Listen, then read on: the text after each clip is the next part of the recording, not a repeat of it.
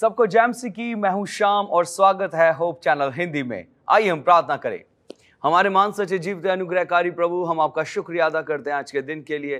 धन्यवाद देते हैं फिर से इन अच्छे पलों के लिए जब हम तेरे पास हैं, और प्रार्थना करते हैं इन वचनों में तू हमें लेकर चलता है। प्रभु हम चाहते हैं इन वचनों से और हमसे बात करें, ताकि ये वचन हमारे जीवन के लिए आशीष का कारण ठहरे और बहुत ऐसे फल लाएं, और प्रभु हम तुझ में और बढ़ते जाएं। मांगते हैं इस प्रार्थना को धन्यवाद के साथ प्रभु यीशु मसीह के नाम से, आमीन। मेरे बहन भाइयों, हम चल रहे हैं वचनों की इस श्रृंखला में जिसका मुख्य शीर्षक है मसीह में बढ़ना। और हमने पिछले दिनों में देखा कि जब हम मसीह में बढ़ते हैं तो ये होता है कि मसीह में बढ़ने के लिए प्रभु यीशु मसीह ने हम सब के लिए अपने आप को बलिदान किया। उसने अपने आप को रख नहीं छोड़ा, बल्कि हमारे लिए उसने अपने आप को बलिदान किया, क्रूस उठाया। उसके बाद में परमेश्वर के वचन से सीखा कि हमें स्वयं को मारना बहुत जरूरी है।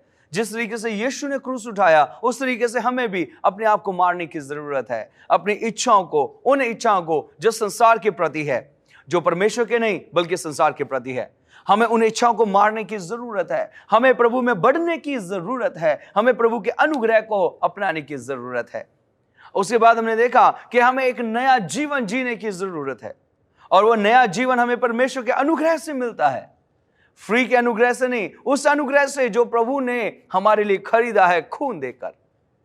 मेरे बहन भाइयों, आज हमने पिछले जो वचन थे उसमें हमने देखा कि अनुग्रह के द्वारा ही हमें पापों की क्षमा के लिए परमेश्वर ने क्षमा के लिए पश्चाताप का एक आत्मा दिया है, जो हमें पश्चाताप कराता है। हमने देखा हमारा जो अनुग्रह है वो सस्ता नहीं है, वो परमेश्वर के खून के द्वारा खरीदा गया है। हमने देखा कि किस तरीके से ये अनुग्रह प्रभु यीशु मसीह के द्वारा हमें मिलता है। यीशु मसीह किसी व्यक्ति को बुलाते हैं तो उसे क्रूस प्रदान करते हैं। हमने देखा कि किस तरीके से परमेश्वर ने कहा जो मेरे पीछे आना चाहे वो अपना क्रूस उठा ले और मेरे पीछे आए। यीशु मसीह कहते हैं कि अपने मरे हुए कामों से आपको मन फिराना है, अगर आपको प्रभु में बढ़ना है, एक नया जीवन जीना है। मेरे अजीज बहन भाइयों, परमेश्वर का अनुग्रह हमारे खालीपन को खत्म करता है। वो हमारे जीवन को अपनी सामर्थ्य से भर देता है। जब हम प्रभु में बढ़ते हैं, याद रखना, मसीह में बढ़ने का कुछ प्रमाण, कुछ चिन्ह होते हैं। आज हम बात करेंगे कि जब हम प्रभु में बढ़ते हैं तो परमेश्वर हमारे जीवन को अपने आत्मा के अनुसार चलाता है। जब हम अपने पापों को मानते हैं, जब हम अपने जीवन के अंदर पापों से पश्चाताप करते हैं, एक नए जीवन को जीते हैं, तो परमेश्वर यहां हमें अपनी सामर्थ्य देता है, अपनी शक्ति, अपना बल देता है, जिसके द्वारा हम प्रभु में बढ़ते जाते हैं। आज हम सीखेंगे कि परमेश्वर हमें कुछ चिन्ह जो बहुत जरूरी है वो देता है, और वो है पवित्र आत्मा जो हमें दिया गया है। परमेश्वर का वचन कहता है, हम पढ़ेंगे यूहन्ना और उसके 30 अध्याय के 5वें वचन में। परमेश्वर का वचन कहता है, जब निकोदेमुस यीशु मसीह के पास आता है तो यीशु मसीह कहते हैं कि इंसान को, मनुष्य को जल और आत्मा से जन्म लेने की जरूरत है, अर्थात उसे आत्मा का जीवन जीने की जरूरत है। और जब तक हम जल और आत्मा से नहीं जन्म लेते, तब तक हम परमेश्वर के राज्य के अंदर प्रवेश नहीं कर सकते। मेरे बहन भाइयों, जब हम प्रभु में बढ़ते हैं, जब हम प्रभु के राज में आगे बढ़ते हैं, तो मेरे बहन भाइयों याद रखना, परमेश्वर हमें अपनी सामर्थ्य दे देता है, अपना आत्मा देता है, वो हमें खाली नहीं छोड़ता। याद रखें, पिछले जब हम वचन को पढ़ते हैं तो हम अध्यायों के ऊपर देखते हैं, वहां पर प्रभु यीशु मसीह कहते हैं, मैं तुम्हें अनाथ नहीं छोड़ूंगा, मैं तुम्हारे पास एक सहायक भेजूंगा जो सर्वदा तुम्हारे साथ रहेगा। और ये सहायक आता कब है? ये सहायक आता है जब हम प्रभु में बढ़ने का कार्य करते हैं।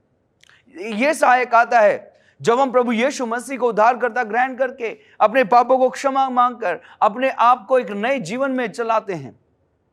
अपने पुराने काम जो मरे हुए हैं उनको छोड़ देते हैं और प्रभु में नए बढ़ते हैं। यूहन्ना की पुस्तक उसके 14वें अध्याय के अंदर हम जब पढ़ते हैं, यूहन्ना उसके 14वां अध्याय और उसका 17वां वचन, परमेश्वर का पवित्र वचन हमसे बात करता है। वो ये कहता है 14 के 17 में, अर्थात सत्य का आत्मा जिसे संसार ग्रहण नहीं करता। याद रखना मेरे बहन भाइयों, वचन कहता है ये सत्य का आत्मा जब हमारे पास आता है, इसे संसार ग्रहण नहीं करता, क्योंकि वह ना उसे देखता है और ना उसे जानता है। तुम उसे जानते हो क्योंकि वह तुम्हारे साथ रहता है और तुम में बसा होगा। मेरे बहन भाइयों, इस बात पर ध्यान रखिए, वो हम में होगा, हमारे जीवन में होगा। वो हमें वो ऐसा सामर्थ्य भर देगा कि हम प्रभु के प्रेम में, उसकी दया में और उसके प्रभु यीशु मसीह में बढ़ते जाएंगे।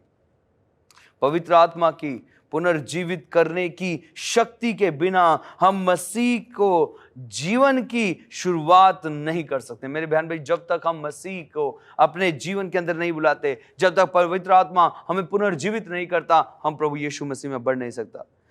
परमेश्वर की इच्छा को प्रकट करता है। पवित्र आत्मा जब आता है, वो परमेश्वर की इच्छा को प्रकट करता है। मेरे साथ आप निकाले यूहन्ना उसके 16वें वचन के 13वें वचन में। परमेश्वर का वचन यहां पर कहता है 16 के 13 में, परंतु जब वह अर्थात सत्य का आत्मा आएगा और वह तुम्हें सब सत्य का मार्ग बताएगा, क्योंकि वह अपनी ओर से ना कहेगा, परंतु जो कुछ सुनेगा वह कहेगा और आने वाली बातें तुम्हें बताएगा। मेरे बहन भाइयों, अब इस बात पर ध्यान दें, हम सब इस बात पर ध्यान दें कि परमेश्वर का आत्मा जब आएगा, वो अपनी इच्छा नहीं बल्कि परमेश्वर की इच्छा हम पर प्रकट करेगा। तब हम अपनी इच्छा के अनुसार नहीं बल्कि परमेश्वर की इच्छा के अनुसार चलेंगे। और जब हम परमेश्वर की इच्छा के अनुसार चलेंगे, याद रखना, उस समय हम दिखेगा कि हम परमेश्वर में आगे बढ़ते जा रहे हैं। हमें महसूस होगा पाप, धार्मिकता और न्याय के प्रति वो हमारा दृढ़ विश्वास लेकर आता है। पवित्र आत्मा जब आएगा, वो हमारे जीवन में पाप के प्रति और धार्मिकता के प्रति, न्याय के प्रति दृढ़ विश्वास को लेकर आएगा। हम पढ़ते हैं 16वें वचन का 7वां और 8वां वचन। परमेश्वर का वचन कहता है, जब हम पढ़ते हैं 8वें वचन में, वह आकर संसार को पाप से, धार्मिकता से और न्याय के प्रति निरुत्तर करेगा। मेरे अजीज बहन भाइयों, हमें जानने की जरूरत है, हमें परमेश्वर की आत्मा को देखने की जरूरत है। 7वां वचन कहता है, तो भी मैं तुमसे सच कहता हूं कि मेरा जाना जरूरी है। अगर मैं जाऊंगा तुम्हारे लिए अच्छा है, क्योंकि यदि मैं ना जाऊं और तो वह सहायक तुम्हारे पास ना आएगा, परंतु यदि मैं जाऊंगा तो तुम्हारे पास भेजूंगा। मेरे अजीज बहन भाइयों, ये सहायक किसी और की ओर से नहीं बल्कि प्रभु यीशु मसीह की ओर से आता है। ये सहायक पिता की ओर से आता है। ये सहायक परमेश्वर की ओर से आता है। क्यों आता है? ताकि इस सहायक के द्वारा हम परमेश्वर में और बढ़ते जाएं। यह आत्मा की उपस्थिति हमें परमेश्वर के बेटे और बेटियां बनाता है। याद रखना, यही आत्मा परमेश्वर का हमें परमेश्वर के बेटे और बेटियों को बनाता है जब हम परमेश्वर की आत्मा में बढ़ते हैं। रोमियो की पुस्तक उसके 8वें अध्याय के अंदर इसके विषय में वचन कहता है, रोमियो 8 उसके 14वें वचन में, इसलिए कि जितने लोग परमेश्वर की आत्मा के चलाए चलते हैं वे ही परमेश्वर के पुत्र हैं। मेरे बहन भाई, याद रखना, जो परमेश्वर की आत्मा के अनुसार चलते हैं। जब हम प्रण लेते हैं परमेश्वर में बढ़ने का, जब हम प्रण लेते हैं परमेश्वर की सामर्थ्य में बढ़ने का, तब ये आत्मा हमारे पास आता है और ये हमें परमेश्वर के बेटे, परमेश्वर की बेटियां होने के लिए हमारी एक सहायता और मदद करता है। हम डायरेक्ट सीधा परमेश्वर के बच्चों में गिने जाते हैं जब हम परमेश्वर की आत्मा के अनुसार चलते हैं, ना कि मनुष्यों की सोच और विचार से। पवित्र आत्मा के द्वारा हे मसीह हम में बना रहता है। मेरे बहन भाइयों, याद रखना, ये जो वचन है बहुत ही गहरा है। 1 यूहन्ना उसका 3रा अध्याय, और इसके हम कुछ वचनों में देखेंगे। 1 यूहन्ना 3रा अध्याय और उसके 17 और 18 वचन में परमेश्वर का वचन कहता है कि पर जिस किसी के पास संसार की संपत्ति हो और वह अपने भाई को कंगाल देखकर उस पर तरस खाना चाहे, तो उसमें परमेश्वर का प्रेम कैसे बना रह सकता है? अगर कोई उसके जो अपने भाई के ऊपर तरस नहीं खाता, तो मेरे बहन भाइयों, उसके ऊपर परमेश्वर का प्रेम नहीं बना रहता। याद रखना ये वाली बात। आगे वचन कहता है 18वें वचन में कहता है, हे बालको, हम वचन और जीव ही से नहीं पर काम और सत्य के द्वारा ही भी प्रेम करें। हम जब प्रेम करें, ये जो आत्मा आता है हमें सिखाता है और परमेश्वर हमें क्या करता है? बन जाता है। 24वां वचन कहता है, जो उसकी आज्ञाओं को मानता है। याद रखिए, यहां पर परमेश्वर का वचन कहता है जो उसकी आज्ञाओं को मानता है वह उसमें और वह उनमें बना रहता है। मेरे परमेश्वर, जो परमेश्वर की आत्मा की उसकी आज्ञाओं को मानता है तो परमेश्वर उसमें बन जाता है, और उसी में अर्थात उस आत्मा से जो उसमें ने हमें दिया है, हम जानते हैं कि वह हम में बना रहता है। वही आत्मा हमें बताता है कि यीशु मसीह हमें बना हुआ है। मेरे अजीजों, याद रखें परमेश्वर के, आप एक बार आगे बढ़ें और परमेश्वर से कहें, हे प्रभु मैं तुझ में बढ़ना चाहता हूं। परमेश्वर अपना आत्मा भेजेगा, परमेश्वर आपको सामर्थ्य देगा। याद रखें उस वचन को जो परमेश्वर कहता है, देखो मैं द्वार पर खड़ा हुआ खटखटाता हूं, यदि कोई दरवाजा खोलेगा मेरे शब्द को सुन के, तो मैं उसके साथ भीतर आऊंगा, उसके साथ भोजन करूंगा, उसके घर आया जाया करूंगा। मेरे बहन भाई, यहां पर परमेश्वर की उपस्थिति हमारे जीवन में, हमारे घरों में, हमारे परिवारों में दिखाता है परमेश्वर। क्या हम इस बात के लिए तैयार हैं कि हे प्रभु तू मेरे घर में आ, हे प्रभु तू मेरे जीवन में आ, हे प्रभु तू मुझे अपनी सामर्थ्य से, अपनी उपस्थिति से भर दे। वह हमें एक नई सृष्टि बनाता है। जब पवित्र आत्मा आता है हमें एक नई सृष्टि बनाता है। रोमियो उसके 8वें अध्याय के अंदर परमेश्वर का वचन यहां पर साफ तौर से कहता है, रोमियो और उसके 8वें वचन के अंदर और उसके 1 से लेकर 6 तक जब हम पढ़ते हैं तो परमेश्वर यहां पर बताता है कि वो हमें एक नई सृष्टि हमें वो बना देता है, हमें एक नया मनुष्यत्व जो है वो बनाकर खड़ा करता है। मेरे अजीज बहन भाइयों, हमें जानने की जरूरत है। मेरे अजीज बहन भाइयों, हमें परमेश्वर के वचन को देखने की जरूरत है। 1 से अगर हम पढ़ते हैं यहां पर तो परमेश्वर कहता है, अतः जो मसीह में हैं उन पर दंड की आज्ञा नहीं, क्योंकि वे शरीर के अनुसार नहीं परंतु आत्मा के अनुसार चलते हैं। मेरे बहन भाई देखिए, जब हम नई सृष्टि बन जाते हैं, अब हमें जरूरत है परमेश्वर के आत्मा में नए बनने की, जरूरत है परमेश्वर की आत्मा को अपने जीवन में लाने की और उसके साथ चलने की। हम सीख रहे हैं प्रभु में बढ़ना, हम सीख रहे हैं प्रभु यीशु मसीह में बढ़ना, हम सीख रहे हैं जब हम बढ़ते हैं तो परमेश्वर अपना आत्मा हमें देता है, अपना सामर्थ्य हमें देता है ताकि हम उसमें और बढ़ते जाएं। हम एक नई सृष्टि बन जाते हैं, हम उसके बेटे बेटियां बन जाते हैं। वो परमेश्वर हमें आत्मा से जन्म देता है। यीशु के स्वरूप को महिमा से महिमा तक प्रतिबिंब करके परमेश्वर का आत्मा हम पर कब्जा कर लेता है। ध्यान रखिए इस बात को, परमेश्वर का आत्मा हम पर कब्जा कर लेता है। 2 कुरिन्थियों जब हम पढ़ते हैं और इसके 3 अध्याय के अंदर, 2 कुरिन्थियों और उसका 3 अध्याय और उसके 18वें वचन में परमेश्वर का वचन कहता है, 3 अध्याय का 18वां वचन, परंतु जब वह सबके उघाड़े चेहरों से प्रभु का प्रताप इस प्रकार प्रकट होता है, जिस प्रकार दर्पण में, तो प्रभु के द्वारा जो आत्मा है, याद रखें जो आत्मा है, क्या कहता है, हम उसी तेजस्वी रूप में अंश अंश करके बदलते जाते हैं। परमेश्वर का आत्मा कब्जा कर लेता है और हमारा जीवन धीरे धीरे क्या होता है, बदलता जाता है। मेरे अजीज बहन भाइयों, हम सीख रहे हैं प्रभु के आत्मा में बढ़ना।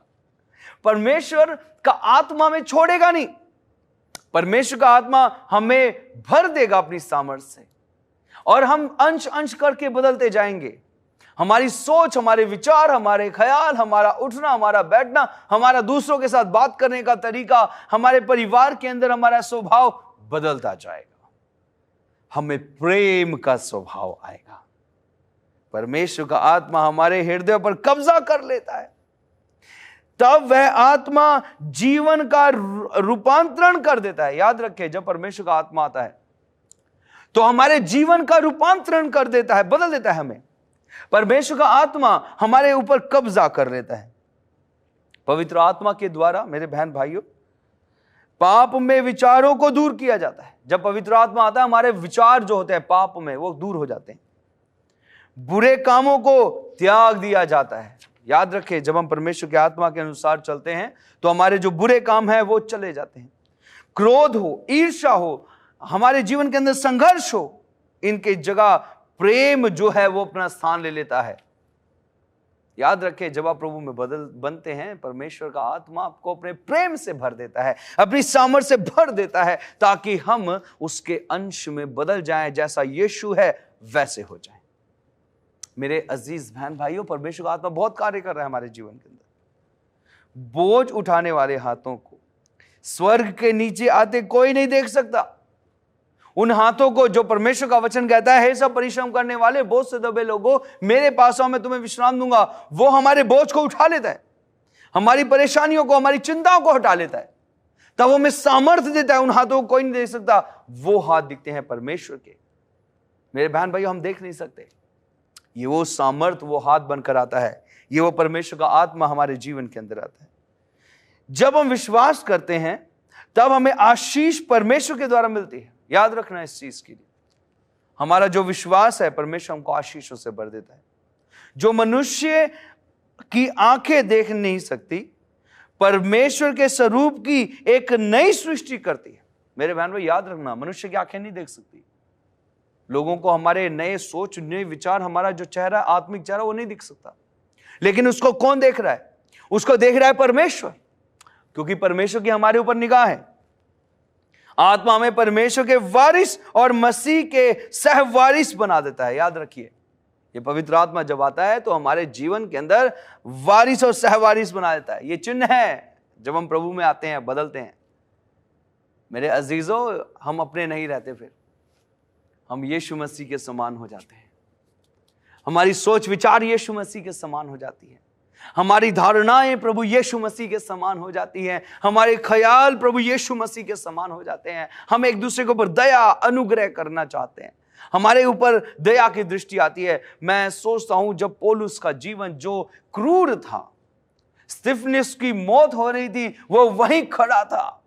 उसे कदमों में उनके कपड़े रखे थे जो स्तिफनुस को मार रहे थे। और उस जगह पर, मेरे बहन भाइयों, आप ध्यान दें, उस जगह पर पौलुस जो था, खड़ा हुआ देख रहा था। उसके अंदर क्रूरता को देखा जा सकता है। लेकिन एक समय आया जब प्रभु यीशु मसीह ने उससे बात की, हे शाऊल, तू मुझे क्यों सताता है? ये शाऊल, जिसका नाम पौलुस है, ये कहता है, हे प्रभु, मैंने तुझे कब सताया? वो कहता है, जिन लोगों को तू सताता है वो मेरे लोग हैं, तू मुझे सता रहा है। मेरे अजीज बहन भाइयों, शाऊल का जीवन बदल गया, उसका नाम पौलुस रखा गया। ये पौलुस क्रोध से, विरोध से, घमंडता से, अपनी अच्छी पढ़ाई लिखाई से, अपनी कारीगिरी से सबको जीरो कर देता है और अपने जीवन के अंदर परमेश्वर को बुलाता है। परमेश्वर का आत्मा जब उसके पास आता है, ये उसको वारिस बना देता है प्रभु यीशु मसीह का, और ये फिर लग जाता है उस सेवा में जो परमेश्वर ने उसे दी है। लोग इससे डरते हैं, कहते हैं हम पौलुस से पास नहीं जाएंगे, क्योंकि पौलुस वही है जो मारता है। मेरे बहन भाइयों, लेकिन यहां पर आप ध्यान दें, पौलुस मारने वाला था, लेकिन जब लोग जो पौलुस को जानते थे, जिसका जीवन बदल गया है, वो उसके पास है, कहते नहीं, अब ये पौलुस वो नहीं है, ये अब शाऊल नहीं है, ये पौलुस है, ये अब हमारा भाई है, अब हमें प्रचार में हमारी सहायता और मदद करेगा। और पौलुस का पूरा जीवन बदल गया। पौलुस ने जिन लोगों को मारने के लिए हाथ उठाता था, जिनके लिए चिट्ठियां लेकर आता था, जिनको मारने के लिए, कैदी बनाने के लिए, मेरे बहन भाइयों, आज वही पौलुस लोगों को परमेश्वर के पास लेकर आ रहा है। क्यों? क्योंकि उसके जीवन पर परमेश्वर के आत्मा ने कब्जा कर लिया। मेरे अजीज बहन भाइयों, परमेश्वर का आत्मा आज हमारे जीवन पर भी कब्जा करना चाहता है। यदि हम आज अपने जीवन को परमेश्वर के हाथों में पूरी रीति से सौंपते हैं, यही है परमेश्वर में बढ़ना। और जब हम परमेश्वर में बढ़ते हैं उसके आत्मा के द्वारा, मेरे बहन भाइयों, याद रखना, पाप जो हमारे जीवन में है, जो पुराने हैं, परमेश्वर उन पापों को खत्म कर देता है। परमेश्वर पौलुस की तरह नया जीवन बना देता है। मसीह के कष्टों में भागीदारी बने। जब हमारा जीवन बनाता है तो मसीह के कष्टों में भागीदारी बन जाते हैं। ताकि हम यीशु मसीह के साथ भविष्य की महिमा के भागीदारी बने। याद रखना, जब हम यीशु मसीह के कष्टों में भागीदारी बनेंगे, उसकी सेवा में भागीदारी बनेंगे, लोगों को परमेश्वर का प्रेम बताएंगे, लोगों को परमेश्वर के आत्मा के प्रति उजागर होकर, परमेश्वर के आत्मा से भरकर जब हम परमेश्वर के प्रति लोगों को परमेश्वर का प्रेम बताएंगे, याद रखना प्रभु यीशु मसीह वचन कहता है कि हम उसके महिमा के भी साथ में सहभागी हो जाएंगे। यीशु की प्रार्थना यही है कि भले हम दुनिया में हैं, पर हमें दुनिया के नहीं होना। यीशु मसीह खुद इस बात को कहते हैं। यूहन्ना उसके 17वें वचन में जब हम पढ़ते हैं, यूहन्ना और उसका 17वां वचन मेरे साथ आप निकाल सकते हैं। यूहन्ना की पुस्तक 17वां अध्याय और उसके 16वें वचन में परमेश्वर का वचन कहता है, 17 के 16 में, जैसे मैं संसार का नहीं वैसे ही वे भी संसार के नहीं है। याद रखना मेरे बहन भाइयों, परमेश्वर कहता है इस दुनिया के समान नहीं होना आपने, इस दुनिया के समान हमने नहीं होना, बल्कि हमने परमेश्वर के समान होना है। हमें संसार में रहना चाहिए, हमारा निवास स्थान यहीं पर है, और हमारे विशेष कार्यों का कार्यक्षेत्र जो है वो क्या है? वो परमेश्वर है। वो परमेश्वर का वो स्थान है, स्वर्गीय स्थान। हम इस संसार के नहीं है, परंतु हमारी नागरिकता कहां की है? स्वर्ग की। मेरे बहन भाइयों याद रखना, हम यहां के नहीं हैं, इसीलिए परमेश्वर का आत्मा हमें सिखा रहा है, हमें बता रहा है, हमें बल दे रहा है कि हम अपने जीवन के अंदर अपने आप को तैयार करें उस स्वर्गीय राज्य के लिए जो परमेश्वर हमें देने वाला है। याद रखें, परमेश्वर ने इस संसार को बनाया, लेकिन परमेश्वर ने एक महत्वपूर्ण जगह बनाई थी आदम और हवा के लिए, वो थी अदन की वाटिका। अर्थात परमेश्वर उन्हें ऐसी जिंदगी दी जो जिंदगी बहुत ऐसे खूबसूरत थी जिसके अंदर उन्हें कुछ भी नहीं करना था, लेकिन एक पाप के द्वारा वो जिंदगी उनसे छिन गई और वो कहां आ गए? वो इस धरती पर आ गए, वो ऐसी जगह, श्रापित जगह पर आ गए, वो खूबसूरत जगह से निकल आए।